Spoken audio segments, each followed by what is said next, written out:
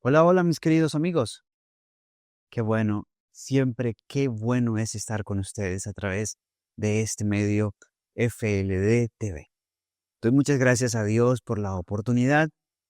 Siempre que es posible, me es placentero poder llegar hasta sus hogares a través de este medio. Como muchos, como ya saben, ya no hago parte como tal de la institución, pero siempre que me es posible, doy gracias a Dios por la oportunidad de llegar hasta ustedes, como he dicho, a través de este canal. Actualmente radico en el oriente de Antioquia y seguimos avanzando con la misión de diversas formas, ahora mediante un ministerio familiar, pero fortalecido por el Señor y con múltiples proyecciones también.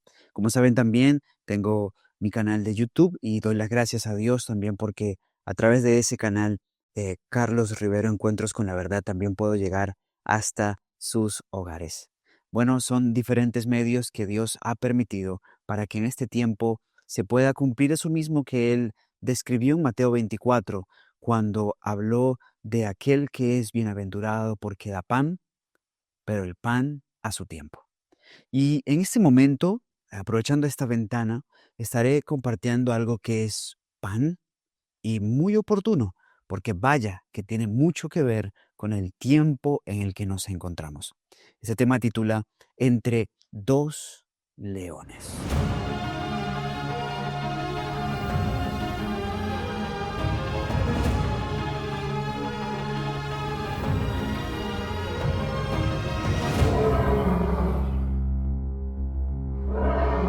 ¿Cómo es esto de entre dos leones?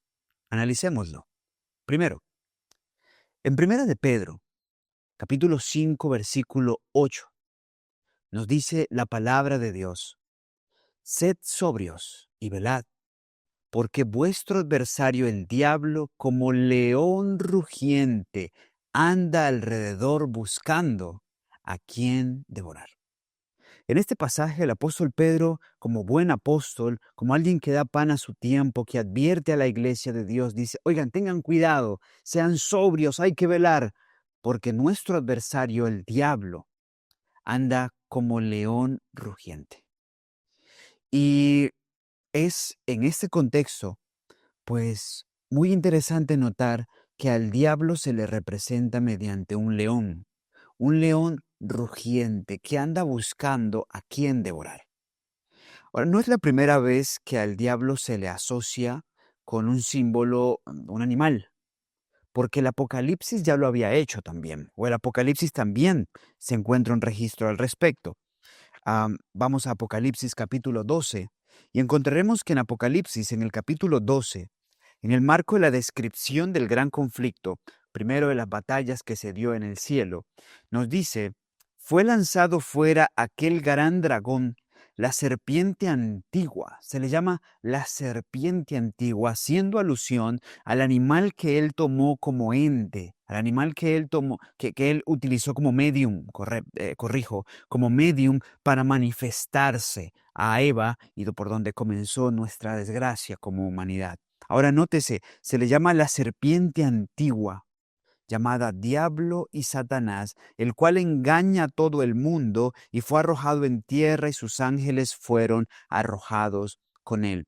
Fíjense bien, serpiente y león. El diablo aquí se le asocia con una serpiente, se le asocia con un león. En el caso del león fue en Primera de Pedro. Y algo muy curioso es que ambos, ambos animales también son símbolos de Cristo. De hecho, por ahí gira la dinámica en torno a los dos leones. Pero en este caso, ambos, tanto la serpiente como el león, son símbolos de Cristo también en la Biblia. Pero ya se los demostraré. Por ahora, aprovechando que estamos en Apocalipsis 12, podemos leer lo que nos dice así. Apocalipsis 12, ahora versículo número 12. Pues dice: por lo cual alegraos cielos y los que moráis en ellos. Felicidad en el cielo. Pero luego dice: ay de los moradores de la tierra y el mar, porque el diablo ha descendido a vosotros teniendo grande ira, sabiendo que le queda poco tiempo. Entonces, si juntamos la descripción al respecto de Primera de Pedro 5:8 con Apocalipsis 12, vamos a ver que el diablo es como una serpiente antigua que engaña, viene de ahí de la referencia de Génesis, pero también es como un león rugiente que anda buscando a quien devorar, pero que tiene una característica particular, porque según Apocalipsis 12 está desesperado, pues sabe que le queda poco tiempo. Eso ocurre con un león que ha sido vencido, por ejemplo, y que alguien conquista su manada, que alguien conquista su clan, que alguien conquista lo que hasta ese momento él dirigía. Hay un león que venció a este otro león. Es Cristo, sí, no lo exterminó, lo venció. Su exterminio se aproxima. Pero al vencerlo y retomar la autoridad y señorío sobre el planeta Tierra, este otro león es desechado.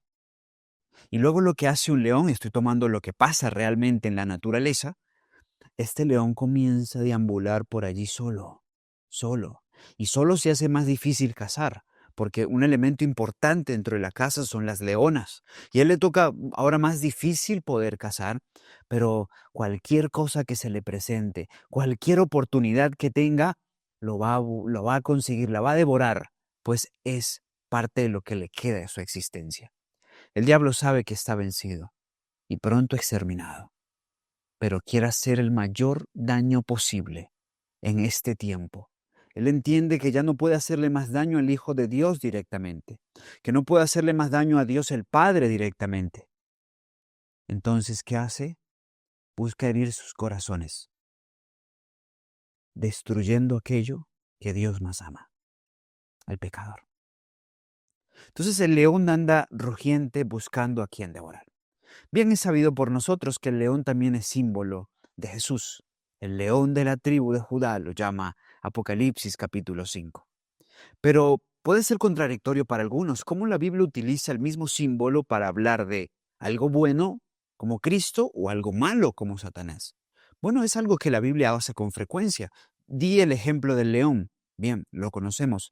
Le puedo dar el ejemplo de la serpiente. Leímos en Apocalipsis 12 que al diablo se le llama la serpiente antigua. La serpiente antigua. Ahora bien, fíjense que Jesús, en Juan capítulo 3, justo en su encuentro nocturno con Nicodemo, Jesús le dice en Juan 3, versículo 14, y como Moisés levantó la serpiente en el desierto, así es necesario que el Hijo del Hombre sea levantado. Dice, ¿se acuerdan de la serpiente que Moisés levantó en el desierto? Y que todos los que la miraran podían ser salvos, sanados ante las mordeduras de las otras serpientes que harían su calcañar. Bueno, esa serpiente me representa a mí. Pues Jesús dice, así el Hijo del Hombre debe ser levantado.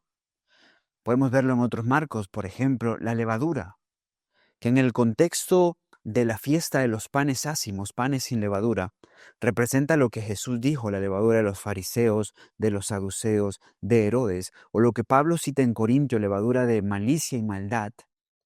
En el contexto de la parábola de Mateo 13, el reino de los cielos es semejante a una mujer que toma levadura y la coloca en 3 medidas de harina, pues es distinto, es diferente. En una representa el pecado, en la expresión farisaica, saducaica, herodiana, de malicia y de maldad, pero en otra representa la obra del Espíritu Santo de adentro hacia afuera.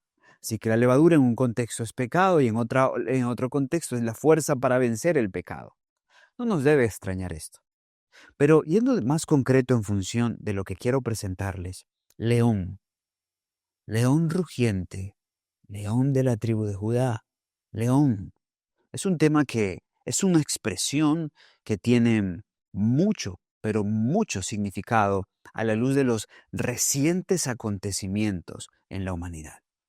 No es un secreto para nadie que hace algunas semanas atrás, Robert Prevost fue convertido en el primer papa de origen estadounidense.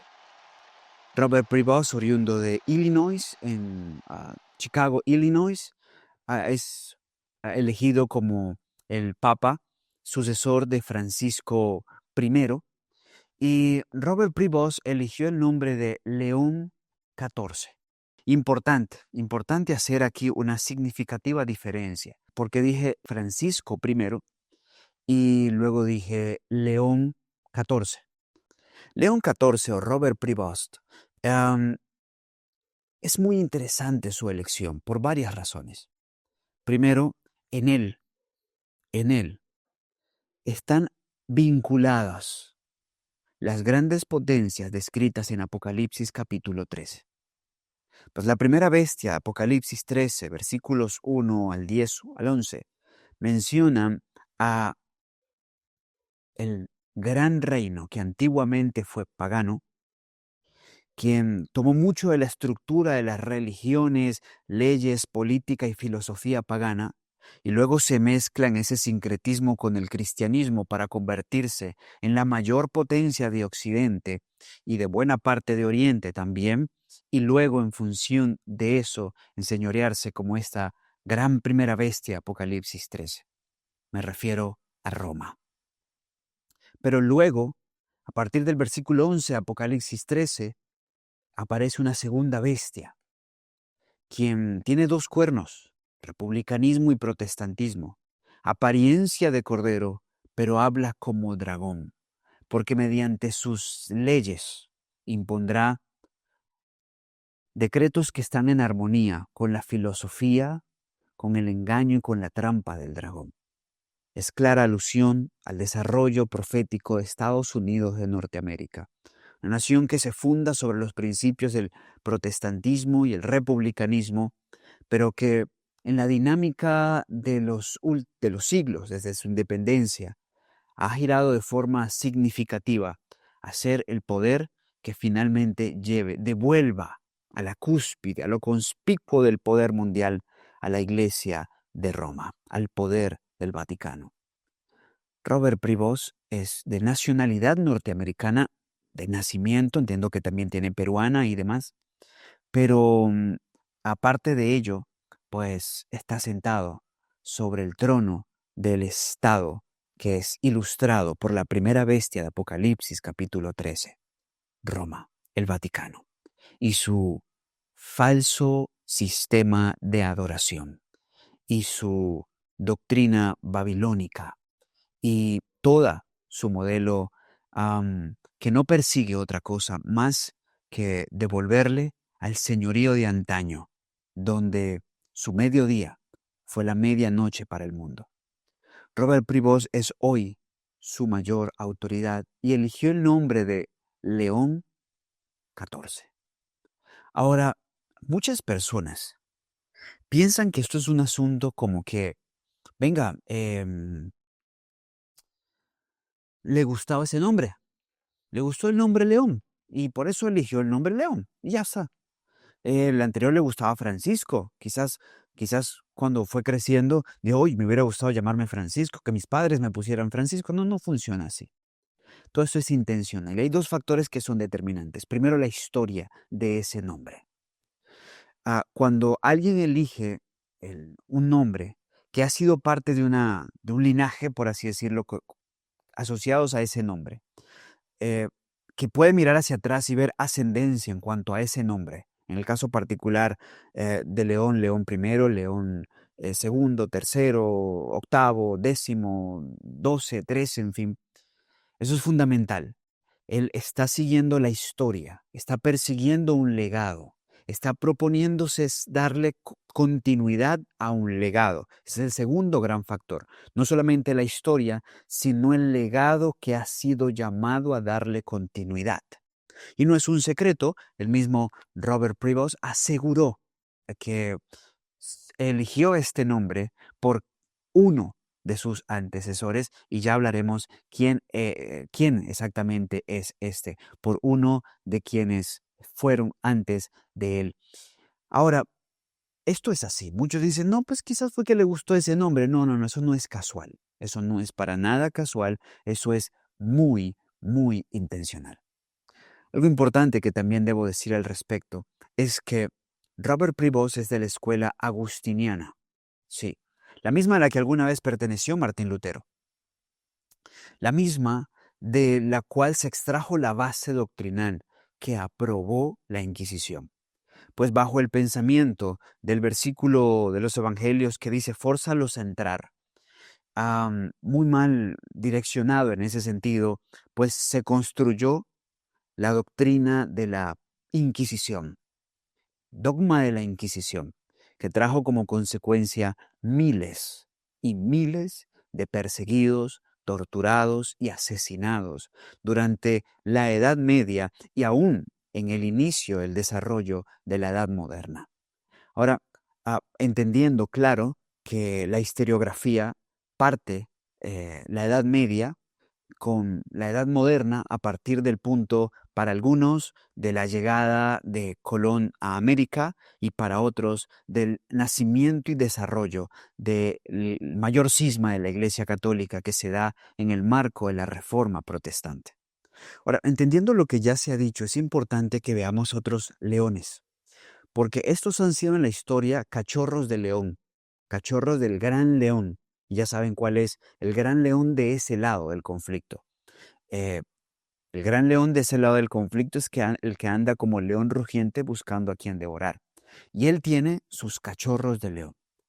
Y voy a citar a continuación tres que son determinantes, porque pasaría mucho tiempo hablando de los 13. Y vaya que hay detalles muy interesantes para hablar de los 13 que fueron antes de Robert Prevost, pero hay tres en los que quiero enfatizar, porque es parte del legado que Prevost persigue, que necesita darle continuidad. El primero de estos León fue fundamental, y fue León I, o también llamado León Magno.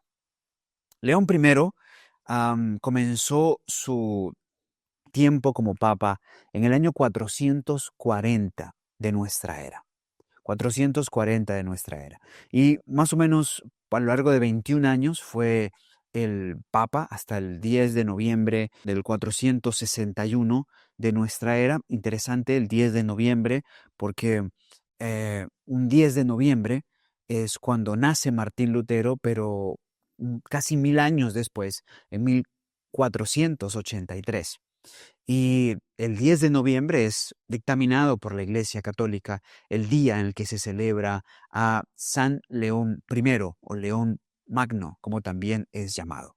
Su legado es interesante. Benedicto XVI, quien fue papa antes de Francisco I, pues reconoció a León I Magno como uno de los sumos pontífices romanos más importantes de la historia, con un legado más trascendental en la historia. Y ¿saben qué es curioso? Que León I o León Magno fue el primero en declarar de sí mismo que era el sumo pontífice, el magno, el gran representante de Dios en la tierra, la autoridad de Dios en la tierra.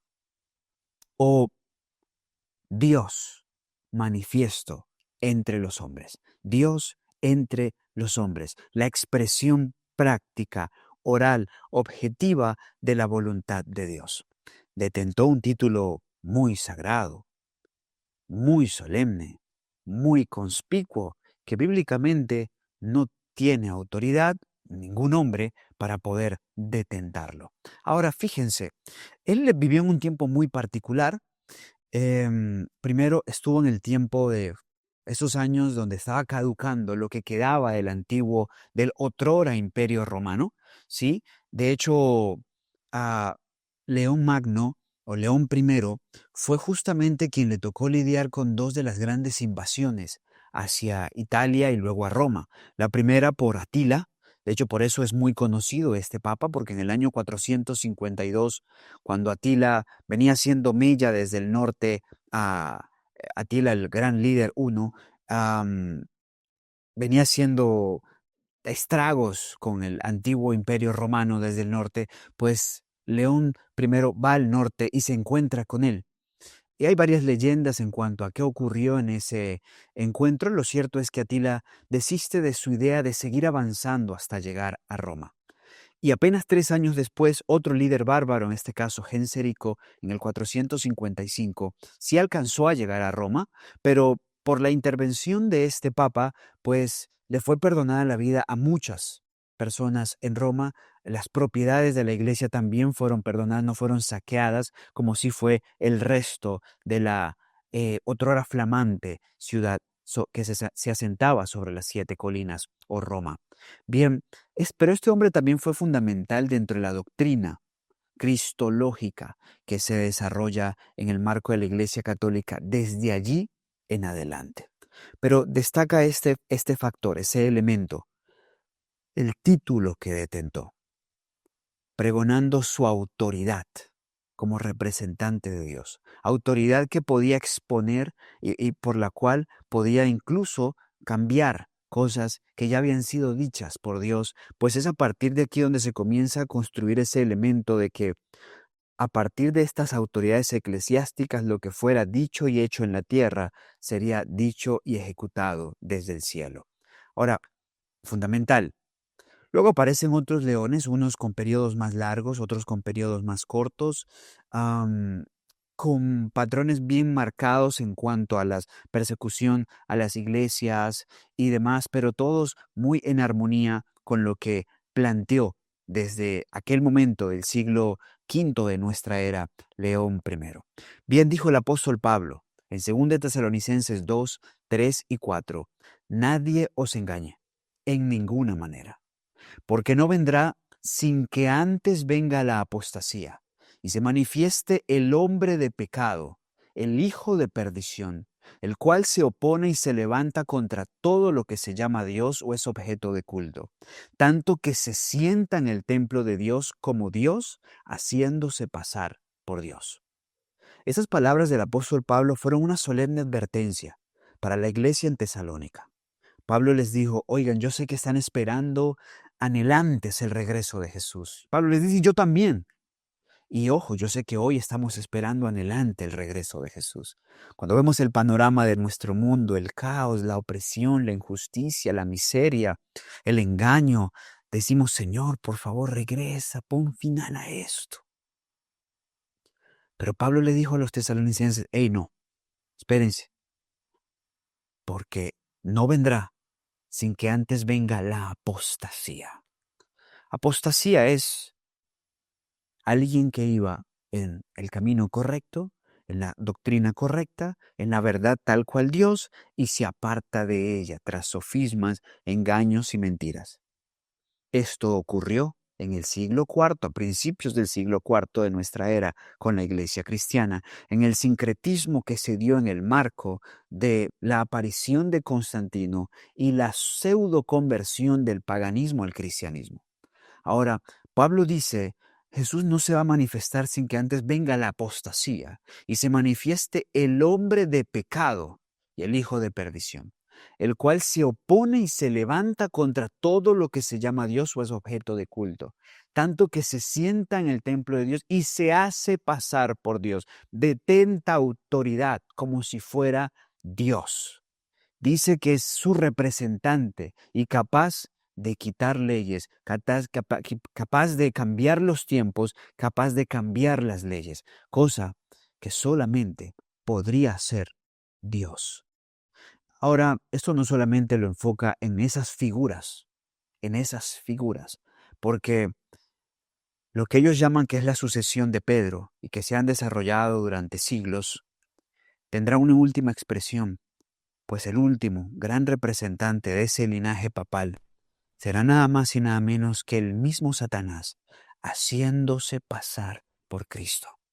Y será la mayor expresión de estas palabras, de aquel que se sienta en el templo de Dios como Dios y se hace pasar por Dios, pues el mismo Satanás falsificará a Cristo, tal como nos los enseñó Jesús en Mateo 24. Ahora bien, vamos a avanzar a otro león, otro muy importante en esta historia.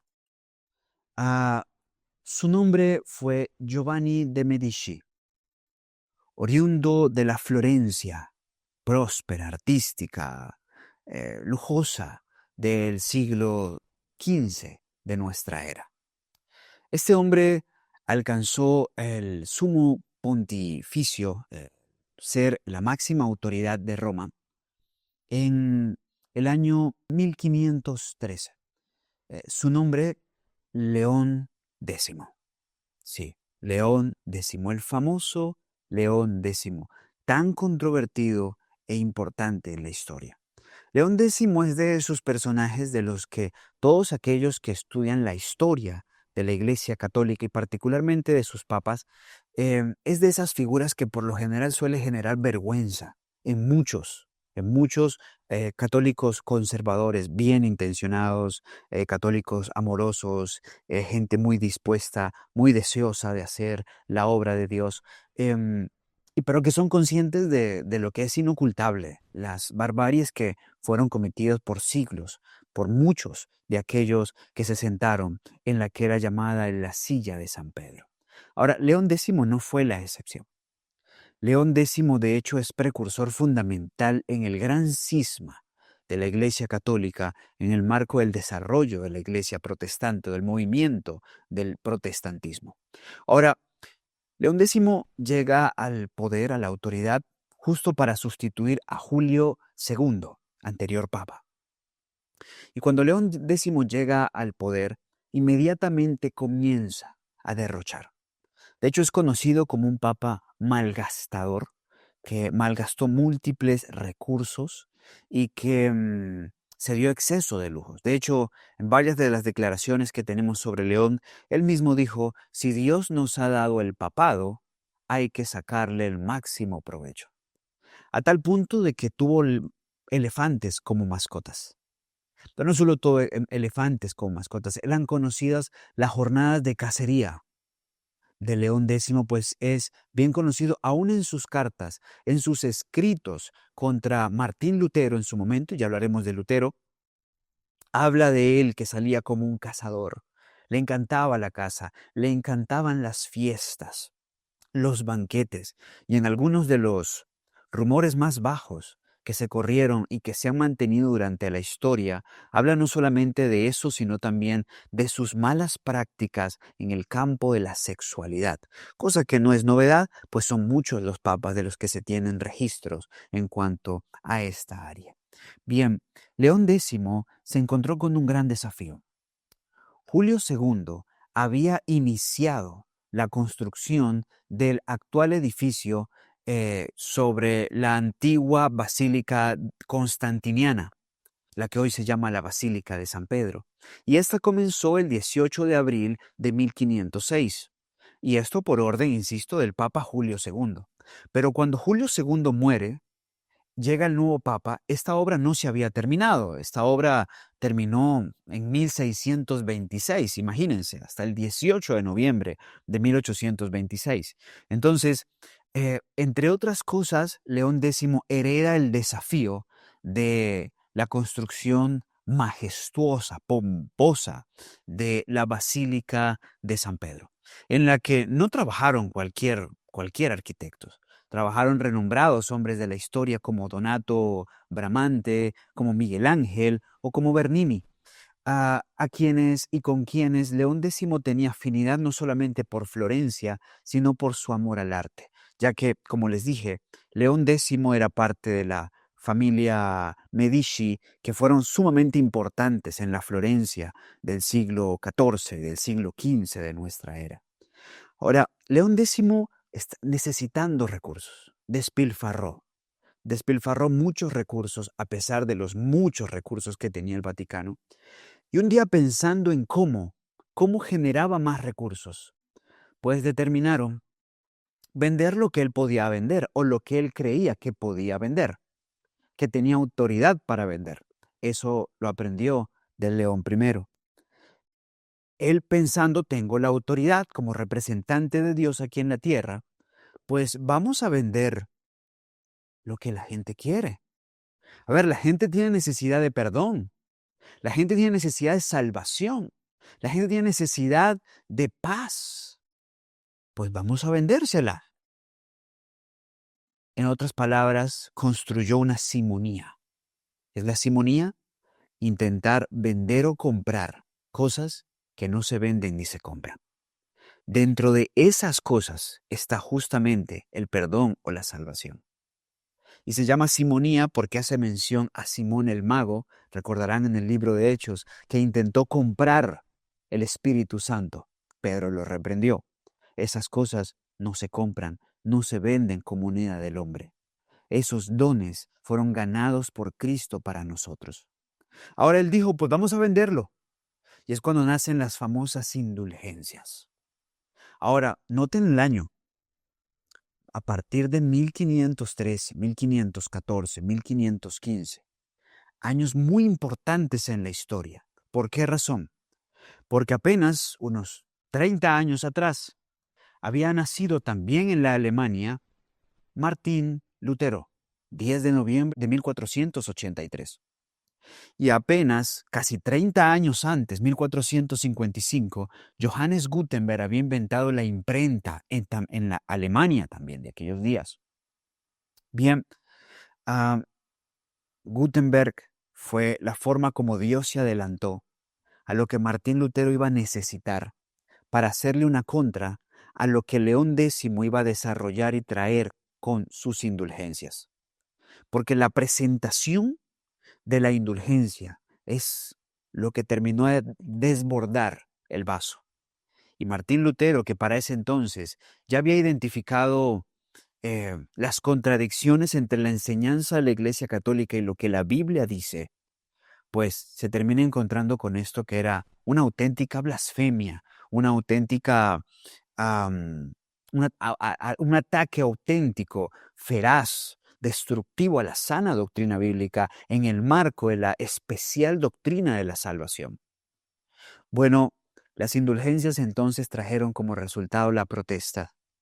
Lutero en la actual Alemania, Melanchthon y muchos príncipes, a Zwinglio en Suiza, Calvino, a Berthier, Farés y muchos más en Francia, a Tyndale en Inglaterra y así en diferentes lugares de la Europa de aquellos días. Y trajo entonces como resultado el movimiento de la Reforma Protestante. El protestantismo que se consolida a partir de la Dieta de Worms hasta el Gran Concilio de 1529. Fue entonces León X el que le tocó lidiar con la Reforma Protestante y Martín Lutero. Fue el mismo que excomulgó a Martín Lutero y todos los que se vincularon al movimiento asociado con este monje alemán. Sí, fue el mismo que encabeza como consecuencia el naciente movimiento de la Contrarreforma, consolidado con el jesuitismo unos años después. Entonces, es el Papa también que le toca lidiar con esas grandes premisas protestantes, de que tenía que haber separación entre la Iglesia y el Estado, de que es posible, según la Biblia, el sacerdocio de todos los santos, de que cada persona es libre de creer y adorar conforme a su conciencia, una conciencia que debe estar iluminada por la palabra de Dios. Comienza a pugnar contra la libertad de conciencia que se convirtió en bandera del movimiento protestante, del protestantismo, de la reforma protestante. Bueno, años complejos, pero cosas muy interesantes. Porque, a ver, destaco León I, detentó autoridad. Lo que atemos en la tierra será atado en el cielo. Puedo cambiar, puedo quitar, puedo mover, puedo alterar lo que ya ha sido dicho por Dios.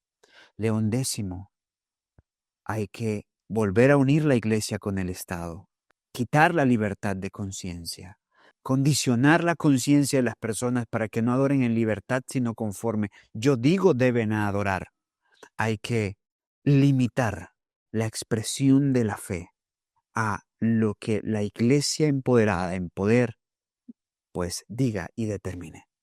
Porque mientras el protestantismo decía que es la Biblia lo que le dice a la iglesia, lo que la iglesia debe creer, hacer y decir, desde el sumo pontífice en Roma se decía que es la iglesia lo que le dice la que le dice a la Biblia lo que ésta tiene que decir, enseñar y hacer. Dos grandes caras en conflicto, en contracara. Para no dejar inconcluso el detalle, pues a pesar de que León X envió a Texel, a Sansón, a Suiza, Alemania, diferentes partes con sus famosas indulgencias, por el levantamiento, por el surgimiento de la Reforma Protestante, no alcanzaron a llegar a las arcas de Roma todos los recursos que se necesitaban para la edificación de la Basílica de San Pedro, para terminar esa obra que había emprendido Julio II. Por otro lado, Cristóbal Colón o Cristóforo Colombo, para 1492, fíjense, mismos años, había llegado a América. Y después de sus viajes, por cierto, en mi canal de YouTube, Carlos Rivero Encuentros con la Verdad, van a encontrar ahora un micro documental acerca de la colonización y ampliación en cuanto a estos detalles, un documental que se llama Las huellas de las razas. Bueno, y ahí vamos a hablar un poquito de la perspectiva bíblica de la colonización y ampliaremos estas historias. Pero algo muy importante dentro de esto, Colón llega a América bajo la bandera de los reyes españoles, de los reyes católicos. Y muchos ignoran en la historia el protagonismo que es evidente mientras recorremos América. Es evidente el protagonismo de la Iglesia Católica en todo el marco de la colonización, no solo por un asunto de evangelización y dominio, sino también por un asunto de recursos. Pues lo que no terminó llegando a Roma por las indulgencias, llegó a Roma no solo para la Basílica de San Pedro, sino para otras edificaciones y para llenar sus arcas desde la América de los que ellos llamaron indígenas. Bueno, León X. Interesante. Daniel 7 describe muy bien la obra de este poder, expreso a lo largo de todos estos papas, incluyendo aquel que encabezó la obra de la Contrarreforma. Pues dice Daniel 7:25, y hablará palabras contra el Altísimo, y a los santos del Altísimo quebrantará, y pensará cambiar los tiempos y la ley, y serán entregados en su mano hasta tiempo y tiempos y la mitad de un tiempo.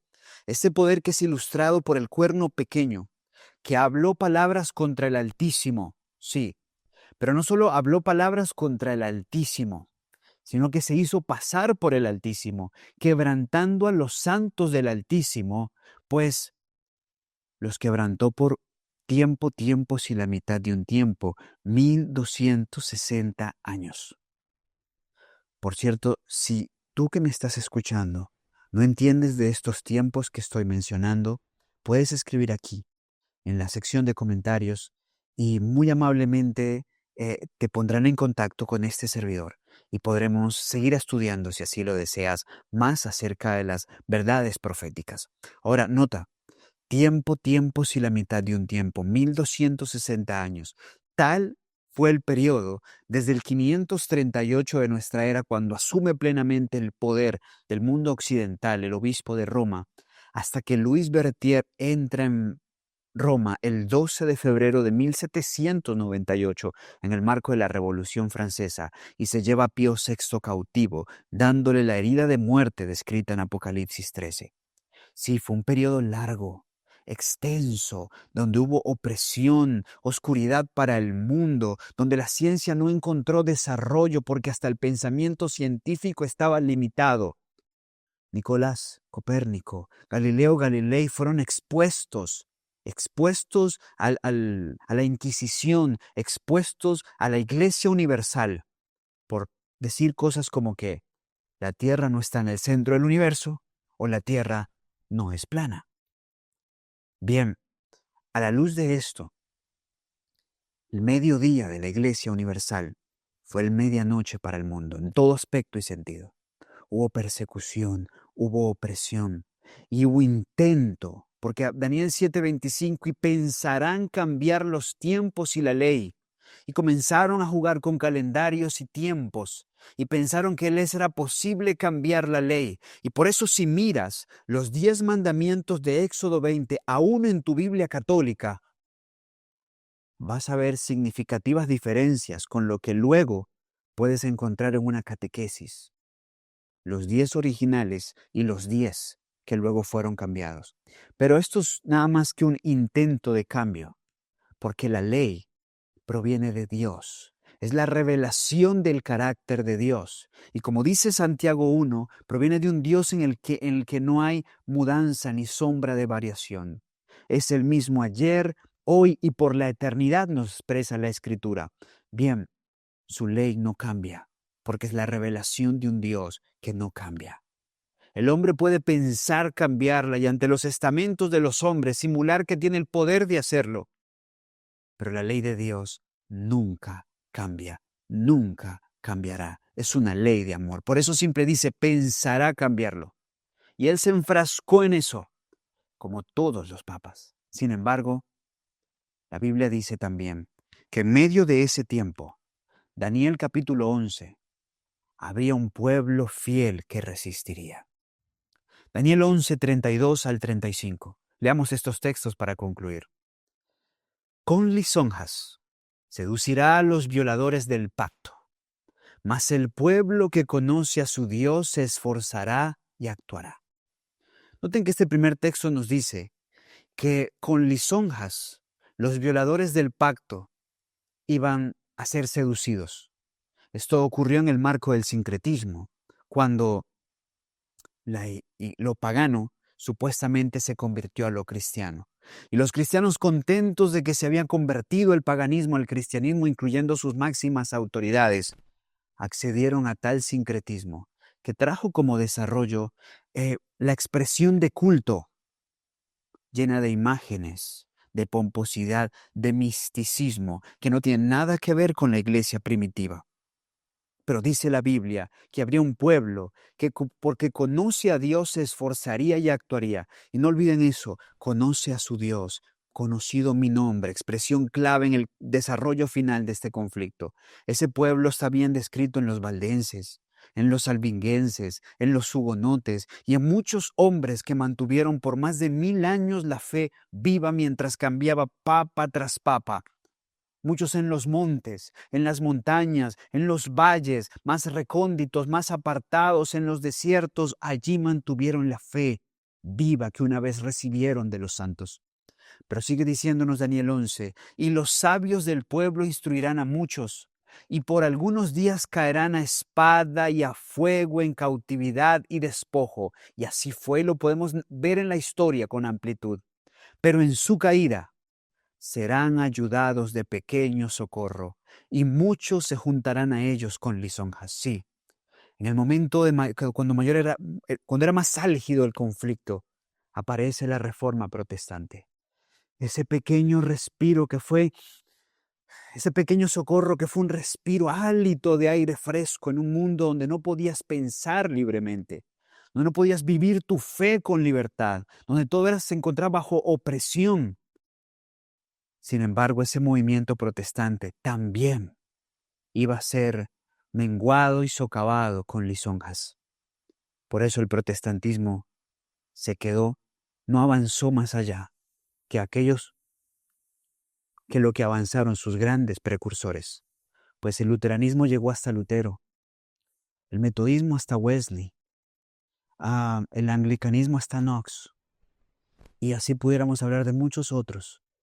Pero finalmente el versículo 35 dice: pero también algunos de los sabios caerán para ser depurados y limpiados y emblanquecidos hasta el tiempo determinado, porque aún para esto hay plazo. Y finalmente llegó el plazo, el 12 de febrero de 1798. Pero la profecía dice que esa bestia que fue herida, su herida mortal sería sanada y restablecido su otrora poder. Por eso, en nuestra segunda parte de esta pequeña serie temática llamado Los dos leones, seguiremos viendo otros de los que también se llamaron León, particularmente aquel que es la gran motivación para que el actual Papa Robert Prevost se llame León XIV. ¿Quieren conocer más de esa historia? ¿Quieren ver cómo termina esto en el marco profético y todo lo que esto representa? Pero sobre todo, ¿quieren saber quién es el otro gran león y cómo él nos ofrece su poder para vencer? Pues acompáñenos en la próxima entrega, Entre dos leones. Que Dios te bendiga. ¿Por qué no vas a esta hora al Señor de rodillas y le dices: que te dé la fe, la sabiduría y la virtud de estos hombres de antaño, que porque conocían a su Dios, pues pudieron, en medio de las circunstancias en las que se encontraban, dar un testimonio aún con su sangre del Dios auténtico, del Dios verdadero, el que nunca cambia y que hoy es Cordero para perdón de nuestros pecados y león para ser tu defensa y la mía. No te demores, ve con Él. Nos vemos en nuestra próxima entrega.